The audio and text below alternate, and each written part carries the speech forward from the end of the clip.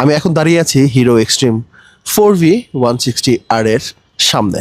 যারা যারা ভেবেছিলেন যে এই বাইকের কাগজপত্র হবে না, তারা বোকা রাজ্যে বসবাস করছেন। কাগজপত্র হয়ে গেছে। হ্যাঁ, অনেক দিন লাগালো কাগজপত্র করতে। বিআরটিএর সিকেডি জনিত সমস্যার কারণে এতদিন কাগজপত্র হয় নাই।